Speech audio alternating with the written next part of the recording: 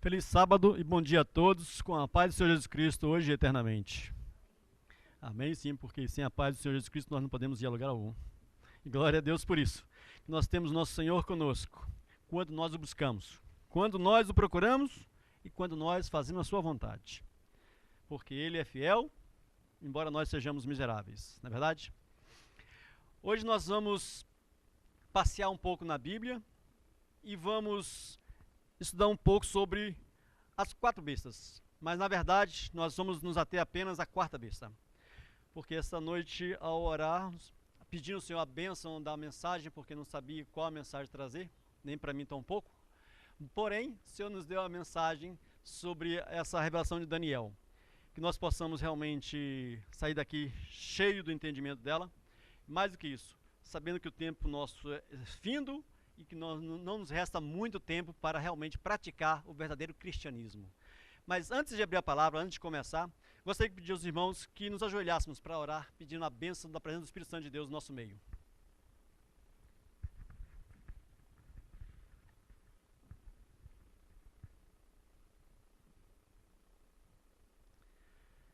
Deus glorioso, Deus bendito, ó Pai, eis aqui o teu povo reunido em teu nome, na tua presença. Sabemos que não somos merecedores de nada, somos falhos e dignos, mas sabemos que o Senhor é um Deus de misericórdia, um Deus de amor, um Deus de paz, um Deus de vitória. E em tuas mãos nos colocamos nesse momento, para que teu Santo Espírito, Pai, venha abrir nossas mentes, nosso coração, para entender o tempo em que estamos vivendo, para entender a tua vontade. E mais do que isso, nos dando poder, força, fé, para colocarmos em prática o teu propósito em nossas vidas. Pois é em nome de Jesus que nós te rogamos essas bênçãos, hoje e sempre. Amém, Senhor Deus.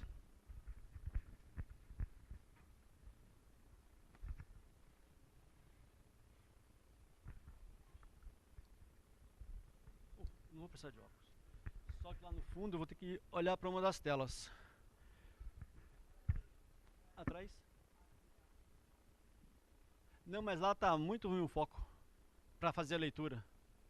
Eu tenho visão boa para o fundo, mas não para fazer essa leitura assim, ficou pequena demais ali.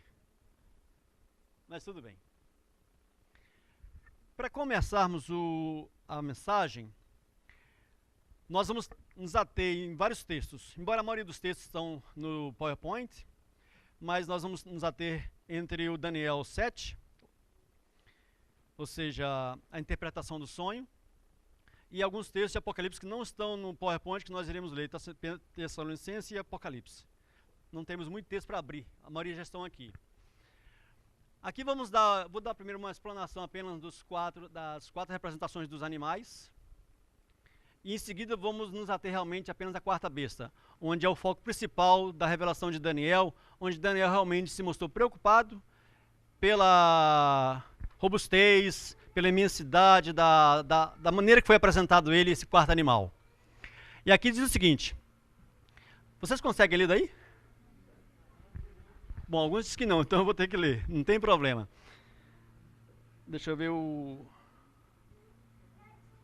aqui. Ó, aqui diz o seguinte, os 4 animais do sonho de Daniel 7. Daniel 7:04, ou seja, versículo 4, o primeiro era como um leão e tinha asas de águia. Está aqui mais ou menos representado aqui nesse desenho. Daniel 7:5. E eis que outra besta, um segundo semelhante a um urso. Aí vem Daniel 7:7. Depois disso, eu continuei olhando nas visões noturnas, e eis aqui o 4º animal, terrível e espantoso e muito forte.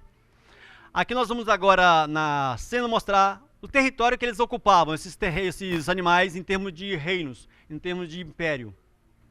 No primeiro, como estão vendo aí, Daniel 7:04, ou seja, versículo 4, representava o leão com 2 asas, que era o Império Babilônico. O segundo, que está em Daniel 7:5, eis que outra besta, um segundo semelhante a um urso, ou seja, que era a Medopérsia, que está naquela área ali que vocês estão vendo. Bom, eu passei, mas naquela área de vermelho, onde está abrangendo a área realmente da Medopérsia. O próximo, que seria Daniel 7:6, depois dessas coisas eu olhei, e eis aqui outro semelhante a um leopardo. Ou seja, leopardo representava a Grécia, que está naquela área ali que vocês estão vendo. E por final, estamos aqui. Daniel 7:7. Depois disso, eu continuei olhando nas visões noturnas, e eis aqui o quarto animal, terrível, espantoso, muito forte. Terrível, ou seja, o Império Romano, que ele era representado realmente por esse animal, que não tinha descrição, na verdade, de uma besta que poderia se descrever a esse tal animal. Então, na verdade, não tem um animal para ser representado por eles. Então, se fez ali aquela caricatura qualquer ali para ter essa ideia razoável. Ok. O quarto reino, da revelação dada a Daniel, que está em Daniel 7:7-8. Eu acho que esse nosso controle aqui, não sei não, acho que a bateria está fraca. Depois disso, eu continuei olhando nas visões da noite, esse é Daniel falando. E eis aqui o quarto animal, terrível, espantoso e muito forte, o qual tinha dentes grandes de ferro. Ele devorava e fazia em pedaços e pisava aos pés o que sobejava. Era diferente de todos os animais que pareceram antes deste, e tinha 10 chifres. Estando eu a considerar os chifres, eis que entre eles subiu outro chifre pequeno, diante do qual 3 dos primeiros chifres foram arrancados. E eis que neste chifre havia olhos como os de homem, e uma boca que falava as coisas.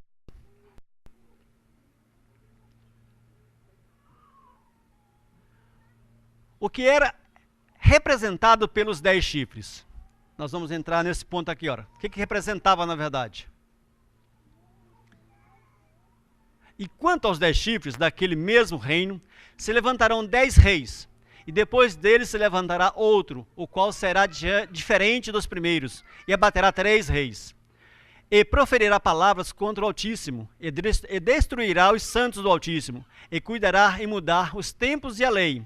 E eles serão entregues na sua mão por um tempo, tempos e metade de um tempo. Ok. Como está representado o quarto reino? Está no verso 7. O que é declarado a respeito da quarta besta? Está lá no versículo 23 de Daniel 7. Observação. Este é admitido por todos como sendo o Império Romano.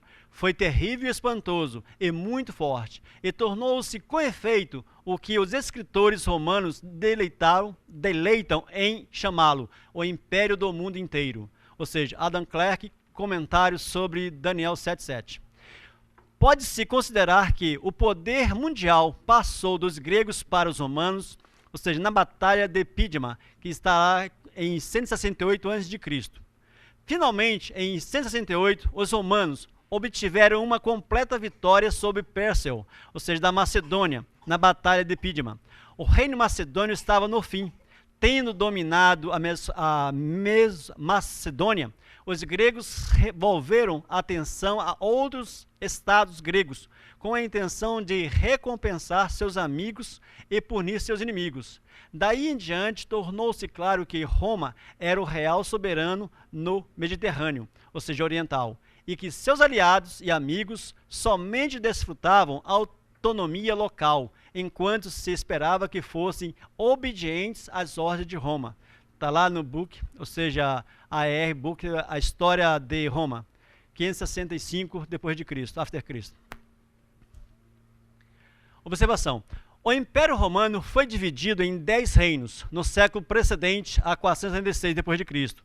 Dadas as incertezas do período, os escritos religiosos têm diferido quanto à numeração dos reinos exatos, segundo a profecia, mas um autor sobre as profecias bíblicas declara: os 10 chifres. Por isso que isso eu quero dizer o seguinte, isso é essa observação, porque tem muitas pessoas que divergem nos 10 reinos, certo? E quanto a isso, a Bíblia é perfeita, mas nesse divergir, tem essa pessoa aqui com esse nome aí, que vamos dizer, deixa já de onde saiu, ele dá essa declaração: os 10 chifres podem não ser estritamente permanentes, ou seja, 10 reinos permanentes, mas admitir mudanças parcial, ou seja, alguns podem talvez cair ou fundir-se e então ser substituídos por outros. O caráter decúplo, ou seja, decúplo, pode ser assim dominante sobre o total e aparecer distintamente no princípio e encerramento da sua história. conquanto não estritamente mantido em todo o tempo. Quer dizer que não tinha que manter-se todos os reinos todo o tempo. Poderia ter existido, deixado de existir, foi o caso, que nós vamos ver pela frente. O que aconteceu? Ou seja, está lá no TR Briggs, de quarta profecia Empire de reinos de Messias. Ou seja, begin exposição de First Two Visions de Daniel, 1845, página 143. Thank you. Que mudança Daniel viu ter lugar nesse quarto chifre? Estando eu a considerar os chifres, eis que entre eles subiu um outro chifre pequeno, diante do qual 3 dos primeiros chifres foram arrancados. E eis que neste chifre havia olhos como os de homem, e uma boca que falava grandes coisas. Ou seja, nós vamos ver que falava muitas coisas realmente que não deviam, mas tudo bem. Versos 8. Observação. O chifre pequeno mencionado em Daniel 7:8 simboliza a Roma papal. Os 3 chifres que foram arrancados simbolizam 3 nações bárbaras que foram derrotadas e eliminadas completamente. Essas 3 nações ou reinos estavam entre as principais barreiras para o erguimento de Roma papal ao poder político, ou seja, eram os érulos, os vândalos e os ostrogodos. Todos apoiadores do arianismo, que representava o mais formidável rival do catolicismo. O arianismo, na verdade, não acreditava na divindade de Cristo. Entendeu? E, ao mesmo tempo, não aceitavam a doutrina dos romanos, ou seja, do catolicismo, na verdade. Então, eles eram rivais. Para que Roma se dominasse, esses 3 reinos tinha que acontecer alguma coisa com eles, para que Roma fosse completa. E nós vamos ver na frente. Que a indagação da parte de Daniel demonstra que a quarta besta, e especialmente a sua fase do chifre pequeno, constitui os aspectos principais dessa visão. Vamos lá. Então tive desejo de conhecer a verdade a respeito do quarto animal, que era diferente de todos os outros, muito terrível, cujos dentes eram de ferro e suas unhas de bronze, que devorava, fazia em pedaços e pisava aos pés o que sobrava. E também a respeito dos 10 chifres que tinha na cabeça e do outro que subiu, e diante do qual caíram 3, isto é, daquele que tinha olhos e uma boca que falava grandes coisas, e cujo parecer era mais robusto do que todos os seus companheiros. Ou seja, isso aí vem que tem uma descrição muito forte, né? Está mostrando que ele realmente, além de falar mais do que os outros não tinham boca, não tinham tanta expressão, eles já se expressam, mas arrogantemente, falando de uma maneira, ou seja, se exaltando, se levantando acima de todo e qualquer poder. Ou seja, Deus para ele realmente não era bem o que eles estavam querendo seguir. Observação. As primeiras 3 bestas do Daniel 7 se comparam em alguns respeitos a outros animais conhecidos, mas não parecia haver paralelo no mundo da natureza que se pudesse usar para representar o aspecto terrível e espantoso dessa quarta besta. Não resta dúvida de que essa besta representa o mesmo poder retratado pelas pernas de ferro da grande imagem de Daniel 2. Daniel estava particularmente interessado nessa besta, porque era tão diferente em sua forma e comportamento. Suas palavras: tive desejo de conhecer a verdade a respeito do quarto animal. Destacam o grande poder perseguidor da história por ele representado. Ou seja, então, quando Daniel recebeu essa visão, ele ficou assim abismado. Com as outras bestas nem tanto, mas com a quarta ele ficou assim abismado. O que está acontecendo? O que vai acontecer? Eu preciso saber isso aí. Então ele continuou em oração. E nessa está em oração, como diz os textos, o anjo veio, ele pediu ao anjo, continuou dando a ele o discernimento das revelações para o que estava acontecendo, o que iria acontecer pela frente. Vamos lá. Quando se deveria erguer o chifre pequeno? Quanto aos 10 chifres daquele mesmo reino, se levantarão 10 reis, e depois deles se levantará outro, o qual será diferente dos primeiros, e abaterá 3 reis. Nós estamos indo no caminho, vamos lá. Agora, observação. Os 10 chifres, como já mostrado, levantaram-se quando Roma, o quarto reino, foi dividido em 10 reinos. Essa divisão foi completada em 476 d.C. O poder do pequeno chifre, que devia erguer-se após eles, e perante o qual 3 outros reis, os érulos, os vândalos e os ostrogodos, caíram, foi o papado. Das ruínas de Roma política, ergueu-se o grande império moral, na forma gigantesca da grande Roma. Ou seja, ali está onde está o comentário. Sobre o Império Romano, os papas não contavam com o poder temporal.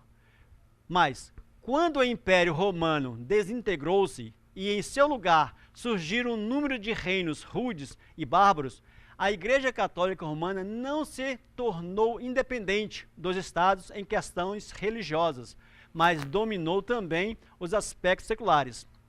Está nesse comentário deste Karl Conrad.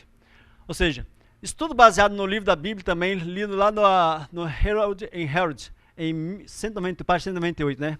Só não falo o ano. Obrigado. Agora vamos lá. O poder do chifre pequeno.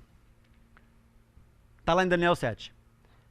Eu considerava os chifres, e eis que entre eles subiu outro chifre pequeno, diante do qual 3 dos primeiros chifres arrancados pelas raízes, e eis que neste chifre havia olhos, como os de homem, uma boca que falava grandes coisas.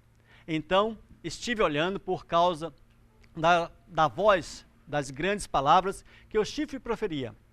Estive olhando até que o animal foi morto, e o seu corpo desfeito e entregue à chama para queimar. Versículo 20. E os 10 chifres que tinham na cabeça, e do outro que substituiu diante do qual caíram 3, isto é, daquele chifre que tinha olhos e uma boca que falava grandes coisas, e parecia ser mais robusto do que os seus companheiros. Versículo 24. E os 10 chifres daquele mesmo reino são 10 reis que se levantarão, e outro se levantará depois deles, e ele será diferente dos primeiros, e abaterá 3 reis. Versículo 25. E ele falará palavras contra o Altíssimo, e devem usar os santos do Altíssimo, e cuidará em mudar os tempos e a lei. E eles serão entregues na mão por um tempo, tempos e metade de um tempo, mas o juízo se assentará e lhe tirará o domínio, para consumir e para destruí-lo até o fim. Ou seja, então na verdade nós temos aí uma vantagem bem assim, significativa, quanto ao pequeno chifre que surgiu após o desmembramento do Império Romano. E com isso, dá-nos todas as dicas que vamos ver pela frente também, de onde, como e quando apareceu. Ou seja, mostrando que na Bíblia, toda a história ela é verídica. Tudo nós temos em comparação com a história realmente escrita pelo homem, em termos do que aconteceu nas histórias terrestres. Antes não se sabia muita coisa. Hoje, com a descoberta das arqueologias, temos muitas informações que tudo bate perfeitamente com o que está escrito na Bíblia. E as pessoas pensam que às vezes tudo isso é história de balela, coisa que aconteceu por acontecer, que não tem nada a ver. Mas como isso está acontecendo, nós vamos ver o restante como aconteceu, nós temos que ter a certeza do seguinte: nós estamos realmente vivendo o tempo do fim. Vamos ver um pouco mais pela frente. Ok. Thank you. Agora vamos dar uma olhada mais detalhada nesses versos. Quando examinamos esses versos, podemos encontrar 7 maneiras de identificar o poder do chifre pequeno. Olha só. Primeira, localização. Versículo 8. Diz que o chifre pequeno surgiria a partir das 10 nações da Europa, em que Roma foi dividida. Sabemos que Roma, quando se dividiu, tornou-se as 10 nações da Europa. Então nós sabemos o local onde eles surgiram. Certo? Segunda, tempo de nascimento. Versículo 8, de 20 a 24, ou seja, capítulo 8, versículo de 20 a 24, indica que ele subiria após a dissolução do Império Romano, após o século V depois de Cristo. E ao que surgem depois de 3 dos 10 chifres, reinos tinham sido arrancados. 3 dos reinos bárbaros que surgiram acreditavam que os pontos de vista de Ário, que negavam a divindade de Cristo, como falei antes, os outros aceitaram a fé católica. Ou seja, 3 dos reinos seguia esse Ário aí. Ou seja, que não acreditava na divindade de Cristo. E os restantes dos reinos seguiram a fé católica, na verdade. O que quer dizer na verdade, né? Aí vem aqui. Negavam a divindade de Cristo, os outros aceitaram a fé católica. De 436 depois de Cristo em diante, os 3 poderes arianos dominavam parte do território de Roma, mas cada um conheceu a derrota. Em 533 d.C., Justiniano, imperador do Império Romano do Oriente, legalmente conhecido, o bispo-papa de Roma como chefe de todas as igrejas cristãs, devido à dominação ariana de alguns do Império Romano pelas tribos bárbaras, esta autoridade não pôde ser exercida pelo bispo de Roma. Mas, finalmente, em 538 d.C., Belisário, um dos generais de Justiniano, encaminhado os ostrogodos, ou seja, eliminados, quer dizer, o último dos reinos bárbaros, a partir da cidade de Roma. Assim, pela intervenção militar do Império Romano do Oriente, o bispo de Roma se tornou todo-poderoso em toda a área do antigo Império Romano. Ou seja, este ato militar de 538 d.C., o Papa, nesse caso, este ato militar depois de Cristo, é um ponto, né? Ou seja, agora vem, o Papa, liberado das amarras dos três reinos bárbaros, estabelecendo assim a sua autoridade universal civil. Este estabelece firmemente a 538 DC, ou seja, depois de Cristo, em todos os cálculos relacionados com o papado. Ou seja, então em 538 foi dado o seguinte: finalizou todos os outros reinos, os três reinos que tinham que ser tirados para que o Roma ficasse livre para comandar mundialmente, eles foram eliminados por esse Papa. Eles acabaram com esses reinos, destruíram todos, não ficou ninguém para contar a história. Então ficaram o que? Apenas 7 reinos. Mas aí surge em frente o que acontece. Terceira, sua natureza. Está descrito no versículo 7, 8, 20 e 24. Ou seja, capítulo 7, versículo 8, 20 e 24. Comparado com os outros, como este pequeno chifre era diferente, ele era robusto ou grande. Foi diferente porque exerceu o poder civil e religioso. Quarto, atitude para com Deus. Capítulo 8, versículo 20 e 25. O chifre pequeno iria falar palavras grandes contra Deus. Agora eu gostaria que vocês, depois que pudessem olhar, compare Daniel 8, 23 com 11, 36 e 2, versículo 2, né? Não, primeiro vamos fazer o seguinte. Vamos pegar, eu gostaria que você abrisse a Bíblia assim, 2 Tessalonicenses 2, 4. Esse eu não coloquei, para fazer com que o exercício da Bíblia seja feito. 2 Tessalonicenses 2, 4. Para nós vermos só a comparação do que vem no Novo Testamento em relação.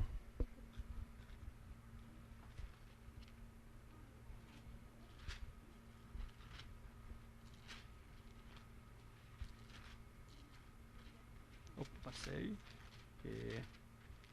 2, 4. Se alguém quiser ler, pode ler, não tem problema. Isso está falando sobre o chifre pequeno, tá? O poder que surgiria. Ou que surgiu, no caso. Bom, se ninguém lê, vamos lá. Este se opõe e se exalta acima de tudo o que se chama Deus, ou é objeto de adoração, chegando até a sentar-se no santuário de Deus, proclamando que Ele mesmo é Deus. Ou seja, hoje se nós pegarmos, vamos continuar na frente daqui a pouco, se nós pegarmos hoje a história real que nós estamos vivendo hoje, nós temos o Império Romano, na Igreja Católica em si, a Igreja Católica como o Império Romano diria assim, não o Império em si, porém, fazendo o mesmo uso dessa participação, ou seja, se ostentando como Deus. O Papa, ele exige adoração, nós sabemos disso. Quem é que não sabe disso? Está mal informado. Ou seja, ele exige a adoração para si e tem mais. Ele exigiu para que o mundo inteiro, inclusive, saiu em 2002. Ele querendo fazer uma lei para que todo o planeta prestasse homenagem a ele. É claro, os países católicos acharam maravilha, só que essa lei não pegou ainda. Glória a Deus por isso ainda, por isso nós temos um pouco de paz ainda. Mas nós estamos chegando no tempo agora que essa semana retrasada, a Igreja Católica Mundial está entrando com um processo contra a Igreja Adventista, em termos mundialmente falando, por causa do livro A Great Controversy, ou seja, grande controvérsia. Ou seja, a Igreja Católica está em tribunais, onde os tribunais que irá decidir o caso tem 9 juízes e parece que 7 deles são católicos. Imagina só como é que vamos ser bem votados. Mas tudo bem, o que importa é que nós temos Cristo conosco. Mas que as coisas estão se arrolando por trás. E muitos de nós estamos dormindo pensando que nada está acontecendo. E a coisa está pegando fogo. Ou seja, para eles fazerem um processo mundial, para para querer fazer com que a igreja pague ou seja, porque eles chamam eles de mentirosos, aquelas coisas todas que eles pregam mentira, blá, blá, blá, blá, blá, e que era heresia e tudo mais. Então eles querem ressarcir de alguma forma. E vai ter problemas pela frente, porque o tribunal, com tanto juízo a favor deles e contra nós, só Deus para ter misericórdia, porque vai acontecer pela frente. Mas vamos esperar, vai acontecer. E nós estamos chegando lá. Aqui então nós paramos aqui na atitude 5, né? 6 então. Não li o segundo versículo, desculpa aí. O segundo versículo está em Apocalipse. Apocalipse 13, 5 e 8. Esse também não coloquei propositadamente. Já que a mensagem tem que ser essa. 5 e 8. Não, 5 e 8. Não, é 5 a 8 mesmo, é certo. O Apocalipse 13, do 5 ao 8. Versículo 8. Se quiserem ler, tudo bem. Se não, eu posso ler, não é problema. Pode ler se quiser. Aqui nós estamos só confirmando realmente as profecias de Daniel, o que está acontecendo, para ter certeza que toda a Bíblia ela se encaixa perfeitamente e que aconteceu na história real. E está acontecendo na história real como comprovação.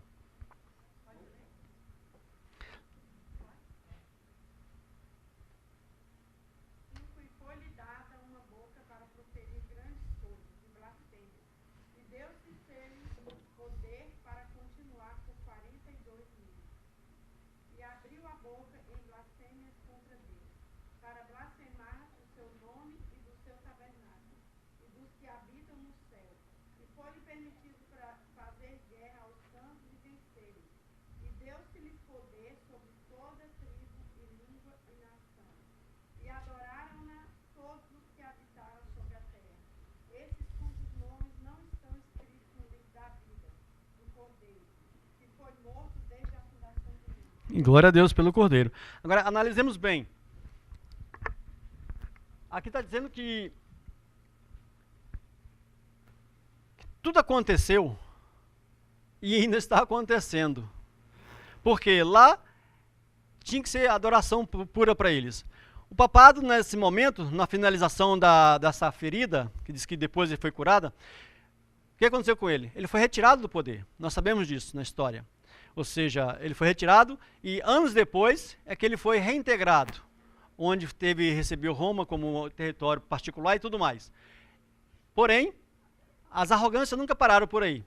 Eles sempre continuaram com as arrogâncias dele em termos de, ou seja, querer se predominar, querer ser realmente o povo que poderia comandar a terra e o sistema religioso na terra. E nesse termo aqui, que eu gostaria de ler novamente, está aqui no versículo. Estou pulando.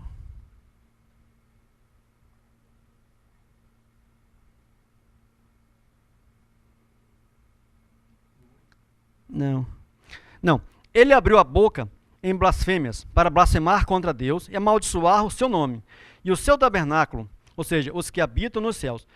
Se você analisar bem, o Papa ele é reconhecido no planeta Terra, para quem conhece a história, como o intercessor entre Deus e os homens. Ou seja, Cristo, na verdade, está fora dessa jogada do Papa. Por quê? É ele que intercede.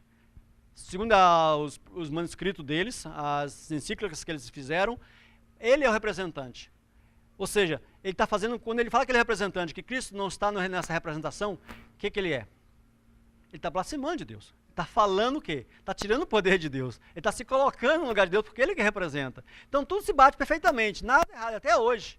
E vai ser assim até Cristo voltar, porque só vai finalizar quando realmente a rocha, que é Cristo Jesus, formar o novo reino. Até lá eles vão estar no controle ainda. Ok.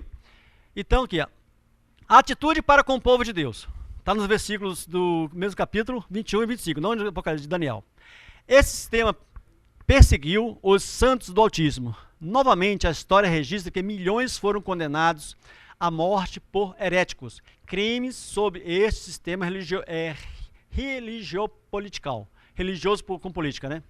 Ou seja, a igreja historiador David Sheffield, não sei o nome direito, diz que as atividades perseguindo este Roma papal sobre a Idade Média, as páginas da história foram desfiguradas pelos decretos dos papas e dos sínodos, confirmando a morte como pena por heresia. E para as pessoas deveriam ser possuídos como bruxaria. Ou seja, quando a pessoa era detectada como heréticos, você tinha que acreditar que aquela pessoa é como se fosse um bruxo. Então eles tinham que morrer. Naquela época o bruxo morria na fogueira. Então, para eles ter certeza que a pessoa ia morrer na fogueira, então fazia todo mundo acreditar, olha, eles são bruxos.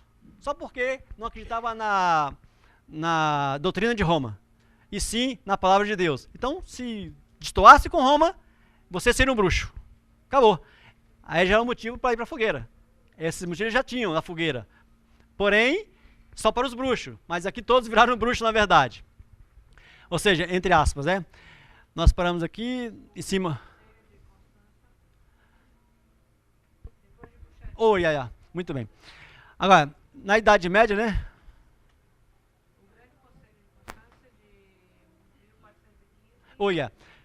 Isso, não ficará longe deste ambiente. E ordenou hereges punidos mesmo pelas chamas. Ou seja, Puniatur, que é o nome dado. Ou seja, Anúncio Ignem e de Touro de Leão 10.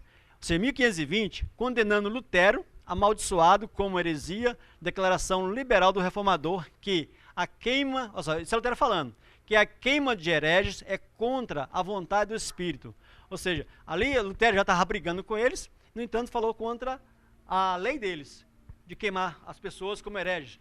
Que a lei do Espírito não era para destruir, não era para matar, era para revivificar, para salvar, na verdade. Essa é a função do Espírito, mas no entanto eles estavam destruindo, porque o poder deles é que estava em conta, não o poder da palavra de Deus. Thank you. 7. Período de tempo permitido para o governo. O versículo 25, o chifre pequeno iria governar um tempo, e tempos e metade de um tempo. Apocalipse 12, 14. Como pode ver através da revisão? Apocalipse 13 também. Se você pegasse essa parte do Apocalipse 12, 14, depois leu todo o 13, vocês vão entender um pouco mais desse contexto. Não coloquei tudo para não ficar muita coisa. O papado cumpre essa profecia de tempo ao pé da letra. O papado governou supremamente na Europa a partir do ano de 538 d.C., quando a última das tribos arianas foi forçada a sair de Roma e no esquecimento até 1798 d.C., quando o general francês Berthier tornou cativo o Papa. Ou seja, a história registra um período de 1260 anos. Esse é o tempo descrito, que ele tinha um tempo, metade do tempo, mais um tempo, né? Vamos na frente. Nós estamos quase finalizando. Ok, passado por esses detalhes, não é agradável, mas precisamos entender exatamente o que a Bíblia diz. Quando o Império Romano ruiu, havia 10 tribos no espaço geográficos do antigo Império Romano. A última delas foi destruída pelo imperador Justiniano em 538 d.C. Isso permitiu que o bispo de Roma para reivindicar a autoridade religiosa sobre todo o antigo Império Romano. A partir desse momento, a autoridade e o poder da Igreja Católica cresceu e cresceu. Havia bolsões de resistências, ou seja, aí vem como bolsões Hus, Jerônimo, Wycliffe, sendo o último exemplo, mas a forma protestante realmente com o Martinho Lutero, a reforma. Ou seja, nós temos tudo na mão. Nós temos uma reforma a fazer nas nossas vidas. A reforma começou lá atrás, com Lutero. Porém, hoje as pessoas vivem assim tão anestesiadas. Nós, como cristãos, vivemos tão anestesiados e pensamos que isso aqui não está acontecendo no nosso tempo, que esse tempo que nós estamos vivendo é uma enganação, que não vai haver fim, que nós vamos ter uma vida mais longa pela frente, vai acontecer muito mais coisas. Não é verdade? Mas, irmãos, analisa comigo. Se nós basearmos os textos bíblicos das profecias pelo que nós estamos vivendo hoje, nós não temos muito o que caminhar mais. Eu posso perguntar, quando foi que começou o tempo do fim? 1800 e? Olha só, ali foi iniciado o fim. Mas Deus não falou assim, tal ano vai acabar, não. Mas nos deu todas as dicas do que iria acontecer até que chegasse. Agora me diga uma coisa, nós estamos vivendo, já passou muitas coisas lá para cá, Já passaram-se muitas confusões, o reinado do Papa continua aí, não saiu, assim como foi descrito antes de existir, olha só, assim como foi descrito antes, muito antes de existir, dando detalhes, como nós vimos muitos detalhes aqui do que iria acontecer, tudo aconteceu perfeitamente. O reino foi finalizado. Ele representava ali praticamente as unhas da estátua. Em frente, o que aconteceria? Só tempos de quê? Fim. Ou seja, viria tudo acontecer de uma hora para outra. Agora eu pergunto, será que nós estamos preocupados com isso? Vivendo tão alheios, preocupados com os esportes da vida, preocupados com o dinheiro que vamos ganhar, preocupado em viver regaladamente, à vontade, fazendo o que bem quero, e o evangelho ficando para trás? Nós estamos vivendo com todas as características do tempo do fim. A qualquer momento, Cristo vai dizer, feito está. Eu pergunto hoje, Cristo falando hoje para você, feito está, fechou a porta da graça, você se julga salvo pelo que você vive, pelo que você professa ser cristão, aquilo que Deus te chamou? O que a irmã White diz que quando a pessoa é batizada, ela é no reino de Deus? Discípulo. O que é um discípulo? Vamos pegar o exemplo de Paulo, da lição de hoje. Paulo. Não vou pegar mais ninguém não, porque não precisa. Vocês já estudaram Paulo a semana inteira? Ele foi açoitado, acorrentado pelo evangelho. Ele não ganhava nada para isso. Se vocês leram, quem leu ou estudou, viu que ele trabalhava para o seu sustento. Então não podia dizer, a igreja pagava para ele. Não, a igreja não pagava para ele. Ou seja, será que você hoje está disposto a apanhar, ser preso, sem receber um centavo só para defender a causa de Cristo na sua vida? Olha bem, hoje, será que você tem essa estrutura? Agora eu pergunto, o que é que precisa para obter essa estrutura? Porque vai ser necessária. A qualquer momento, o desfecho da tribulação final vai ter que começar com um poder muito grande. Como eu falei, a Igreja Católica está levantando um processo mundial contra a Igreja Adventista já. Logo, logo nós sabemos que profeticamente a igreja vai deixar de existir como igreja. E qual vai ser a sua fé? Não tem mais igreja, eu vou ficar em casa assistindo televisão? Será que vai ser essa a sua fé? Ou será que vai ser daí em diante que você vai pensar, não, acho que a coisa funciona? Irmãos, eu olho para a igreja e olho para mim. E vejo quanto nós precisamos realmente buscar Cristo, o poder de Cristo, para passarmos por essa tribulação que vem pela frente. Porque eu penso que se começasse hoje a perseguição, a maioria dos que estão aqui dentro, era perigoso realmente correr da presença de Cristo. Porque não queria pagar o preço. Ninguém queria ser chicoteado, ser preso, ser humilhado, sem merecimento. Olha, sem merecimento. Paulo, ele não merecia o chicote. Ele estava pregando uma verdade boa, não era verdade ruim, porque ele estava querendo ajudar a pessoa a ter uma vida melhor. Olha bem, ele não estava pregando sobre drogas, alguma coisa, e proibindo os vícios das drogas e tudo mais. Não, estava pregando uma vida decente, boa, para que as pessoas realmente tivessem a vida decente. Sofreu o que sofreu, pagou o preço. Mas o que ele disse no final? Ele não estava visando a honra humana, a glória humana, e sim a glória divina. Esse foco de olharmos para Cristo. Olha bem, se nós não colocarmos isso na nossa vida como foco realmente, olharmos para Cristo e viver o que Ele nos ensina, não vamos chegar ao céu nunca. Quer ver uma coisa? Pede alguém para chegar na tua casa e meter a mão na tua cara. Eu sou bem assim, radical nesse ponto. Pede, veja qual a tua reação.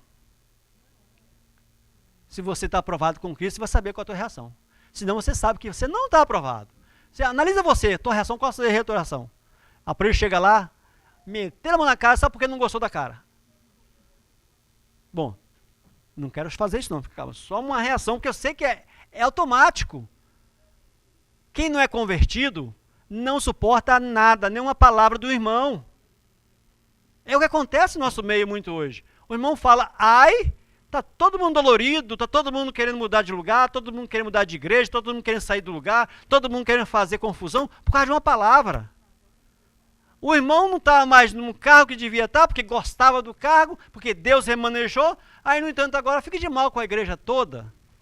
Agora eu pergunto, Que cristianismo é este? Por interesse? Quem determina quem trabalha ou não na obra é Deus. Se ele quer me tirar, ele vai me tirar a hora que ele quiser. Quem sou eu para ele contestar Deus daquilo que ele quer para a minha vida? Eu não posso falar nada. Eu tenho só que agradecer a Deus por ele me permitir estar vivo, para poder batalhar pela minha salvação ainda. Que se eu puder batalhar pela minha salvação, já é um ponto de vista bom. Ele está me dando uma chance. Quantos foram essa semana inteira? Passaram vivos. Ontem morreram. Vocês já imaginaram? Quantos morreram só um dia de ontem? Esquece os outros dias, só o de ontem. Nós estamos aqui com mais uma chance. Deus mostrando, olha, o tempo é chegado, as profecias se cumpriram, estão se cumprindo, vivendo detalhadamente, por detalhe. Cristo, Deus nos deu de maneira tão confiante, de que nós precisaríamos realmente entender que tudo aconteceria. Mas o que ele falou no final? Haveria amor na terra, paz na terra, haveria comunhão quando da vinda de Cristo? Haveria fé? Olha o principal, haveria fé? A fé é o principal. Sem fé é impossível agradar a Deus. Agora eu pergunto, como se adquire a fé? Não é estudando a palavra, lendo ou ouvindo? Colocando em prática?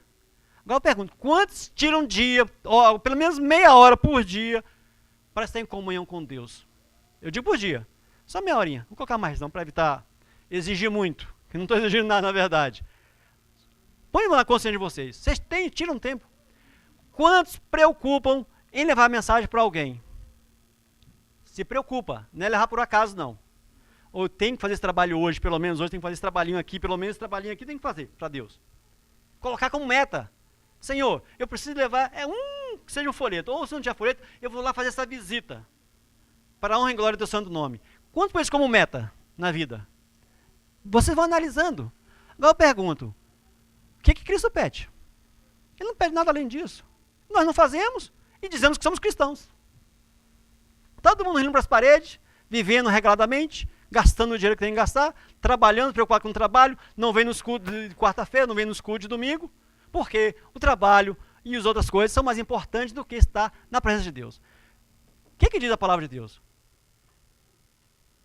Nós, quando nos afastamos, estamos saindo do quê? Do meio do braseiro, não é verdade? Agora me diga uma coisa, passar a semana inteira, será que ser adventista do sétimo dia é o suficiente para vencer o mundo que vem pela frente aí? Para vencer a tribulação? Põe a mão na consciência. Você acha que ser adventista do sétimo dia é o suficiente para vencer? A igreja em si, como prédio, não tem valor algum. Mas quando o povo de Deus é reunido, olha bem, para glorificar a Deus, para prestar culto a Ele, aí sim, o poder é dado nessas horas. O que diz a nossa irmã nas suas profecias?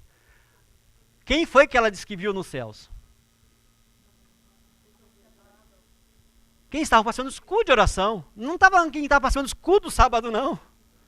Os escudos do sábado são sabatistas. Olha bem, como é que é dura a colocação dela. E é inspiração divina. Ela viu em visão os que estavam sendo salvos. Viu como é que é importante? Viu como é que você pode se medir a tua temperatura espiritual? Qual é o seu valor no momento?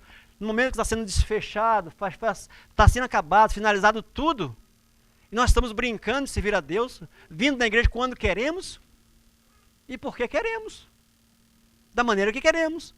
E quando vem na igreja e fulano está pregando, ou a polícia está pregando hoje, eu vou embora, que eu não aguento ouvir essa voz desse rapaz.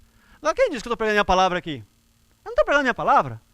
Você está recusando, não é a minha palavra, é Deus. Deus me trazer a mensagem, trazer a mensagem. Se o alerta está sendo dado, não quer aceitar alerta, o problema não é meu. A minha parte eu faço. Desamera. O que uns e outros pensam. Mas tem muitos que vêm dessa maneira.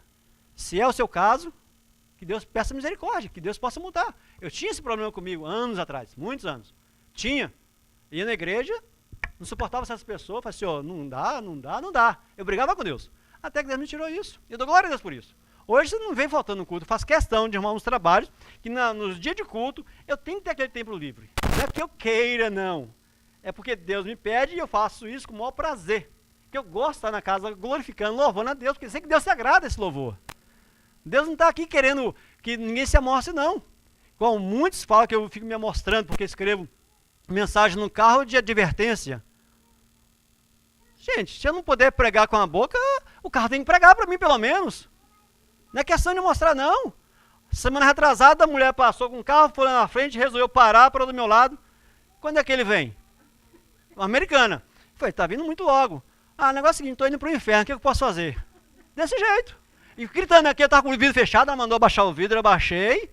Ela tava no carão do outro carro e começando a conversar, e falando, não, eu vou pro inferno mesmo, e o que eu faço? Minha filha, se você não se converter, sinto muito por você. Foi o que eu falei pra ela. Sinto muito, você tem tempo ainda, você tá viva.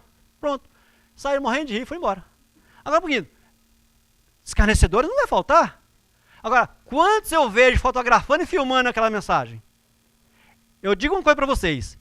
É raro um dia que eu saia na highway, que eu não vejo, não sei se é o Espírito Santo que me mostra, me faz ver, alguém fotografando ou filmando a mensagem. Agora, o efeito ela tem. O mais simples que você possa pregar a mensagem, ela vai ter efeito. E você só vai conhecer na glória. Mas é nossa obrigação. Ninguém está se mostrando, tem que fazer a obra de Deus.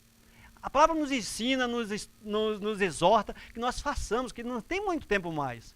Se nós não fizermos a nossa parte, quem irá fazer? Como diz a palavra, as pedras pregarão. Agora você prefere que a pedra pregue no seu lugar? Pensa você mesmo. É o que está acontecendo hoje em dia. A maioria não está preocupado com o evangelho. Vem aqui como se fosse um clube. Vou ver meus amigos, vou cantar lá e vou estar no meio deles. E passa mais uma semana. Gente, tempo do fim, preparação é antes. A preparação não é depois que chegar o tempo do fim. Quando desencadear os problemas, se você não estiver preparado espiritualmente, não vai ultrapassar a barreira da vitória. Não vai chegar. É nadar, nadar e morrer na praia. Estão todos na igreja? Estão. Mas não é questão de salvação para ninguém. É comunhão com Deus. Se não tiver comunhão, esquece. Não existe salvação. Vamos finalizar aqui. Na segunda parte diz aqui, ó. Na verdade, em 1797, o general francês Berthier chegou a Roma e não dominou. Um ano depois, em 1798, Berthier levou o Papa prisioneiro e levou-o de volta à França, onde morreu. Ou seja, a maioria das pessoas achava que o papado estava morto. Isso foi um tempo da Revolução Francesa, no tempo da Revolução Francesa. Ou seja, e da idade da razão. Razão ateísta e do homem a razão ateísta do homem foi pensando para ser supremo. Por essas e outras razões, as pessoas começaram a fugir para os recém-povoados dos Estados Unidos. Os Estados Unidos se tornou um refúgio da perseguição política e religiosa. Um slogan nos Estados Unidos que saiu desse período foi: um país sem lei ou sem rei e uma igreja sem papa. Ou seja, o pessoal fugiram para cá e nós estamos aqui. Agora eu pergunto, você veio do Cabo Verde? Veio do Brasil para cá? Não é verdade? Olha só, vocês têm seus países, eu também tenho o meu, nós viemos para cá. Agora Deus permitiu que vocês viessem para cá, para quê? Só para engordar o bolso? Engordar comendo até se fartar? Ou para ficar mandando dinheiro para o Cabo Verde para construir? Ou para o Brasil, Desamera? Para chegar lá de volta e viver na regalia dos bens? Analisa bem, você acha que foi para isso que Deus trouxe vocês para cá, para esse país? Por que ninguém consegue tanta coisa assim? Quando consegue, não consegue usufruir do bem. Olha só, cristão geralmente não consegue. Mas os que conseguem, não conseguem usufruir.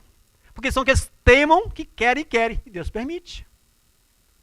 Livre-arbítrio. Mas quando você é sincero e fiel, Deus não permite também. Ele te segura? Não, meu filho, eu sei que você está querendo servir, mas está com as ideias erradas.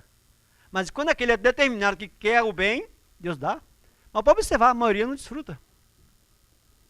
Esse é o problema. Ou nós servimos a um Deus, estamos do lado dele, ou servimos ao mundo. E ficamos do lado do mundo. Porque não adianta ficar, eu vou servir as duas coisas, e vou ser salvo, e vou ter a minha vida eterna. Não vai. Não se enganam. Deus está dizendo bem claro para nós. Nós temos que ser fiéis a Ele e ao seu mandado. Queiramos ou não, o desfecho está chegando. As profecias estão se finalizando e nós estamos vivendo nesse tempo curto agora de preparação. E está todo mundo brincando de se preparar. A maioria estão brincando. Não querem viver de acordo com a vontade de Deus. Passa a próxima página, por favor. Olha só. Glória ao nosso maravilhoso Deus, que a história não para por aqui. Pois o reino que está às portas é um reino eterno. E o nosso Deus não faz nada escondido do seu povo. Tudo revelou e o cumprimento da finalização da história já é chegado. A pergunta para reflexão é: você está preparado para o encontro com Jesus? Ou está brincando com a realidade de ser um verdadeiro cristão? Pense e medite nisto. E no clipe que irás assistir agora. Porque o nosso Deus é justo e não passará a mão na cabeça de quem estiver no pecado, tentando tampar o sol com a peneira para se justificar perante ele. Que Deus os abençoe para entender que a salvação é algo sério, eterno. Uma vez fechada a porta da graça, não haverá outra chance. Ou seja, corra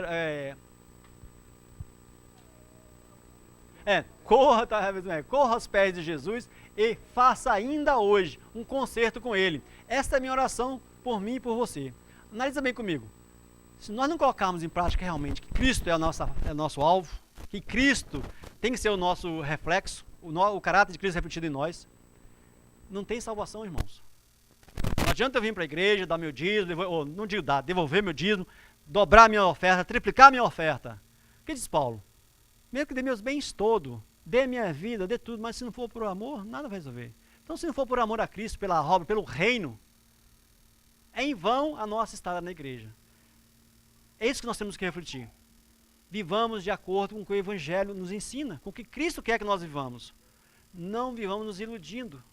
O mundo vai passar, os bens vão se acabarem, virarão cinza. É bom tecnologia? É bom ter um carro? É bom ter tudo? É maravilhoso. Mas o que Deus promete não é neste mundo.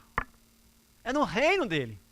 A vida eterna é lá, não é aqui. Eis que o Senhor vem. A pergunta é: na cena você viu pessoas correndo da presença de Cristo e pessoas o glorificando, dizendo: esse é o Deus ao qual aguardávamos.